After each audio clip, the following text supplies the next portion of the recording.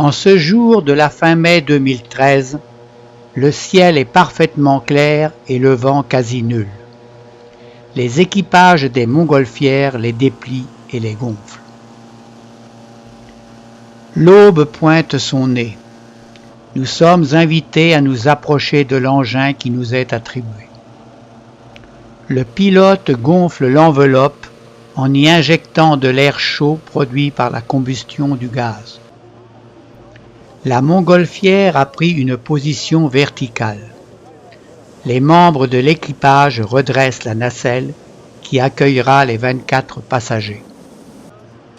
Chacun monte à bord, plus ou moins facilement en utilisant un escabeau. Le pilote continue le gonflage. Chacun a trouvé sa place dans les 4 compartiments. Une ultime action des brûleurs, et nous quittons le plancher des vaches comme des dizaines d'autres appareils. Il est environ 5 heures du matin. Le soleil apparaît derrière les collines. Un spectacle grandiose et surprenant s'offre à notre regard. Le pilote conduit sa montgolfière au plus près de ces falaises qui abritent d'anciennes habitations troglodytiques. Notre nacelle passe à quelques mètres au-dessus des pitons de tuffeau. Le spectacle est éblouissant et chacun en a plein les yeux. Les montgolfières volent très près l'une de l'autre dans un décor bien plus impressionnant que vu du sol. Voici une nacelle bien remplie qui passe à notre portée. Le paysage commence à être illuminé par le soleil.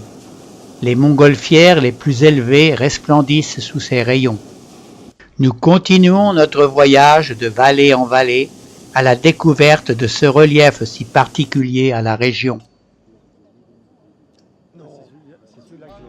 Le pilote a la possibilité de faire pivoter son engin de sorte qu'il nous offre une vue panoramique du plateau anatolien.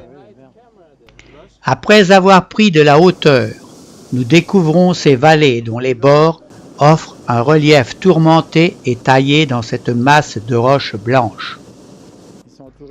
Les champs ont un tout autre aspect que vu du sol. Nous survolons un village et son énorme piton qui jadis abritait le château.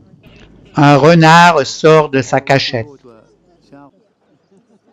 Le voyage touche à sa fin. Et à notre grande surprise, nous constatons que les montgolfières se posent directement sur le plateau de la remorque qui les ramènera à leur point de départ. Les pilotes doivent jouer d'adresse pour que tout se passe bien. Il faut maintenant affaler l'enveloppe et la dégonfler pour la plier. Chaque passager est descendu de la nacelle, enchanté de son voyage. Le pilote lui sert un verre de champagne turc selon la tradition. Chacun boit avant de recevoir son diplôme.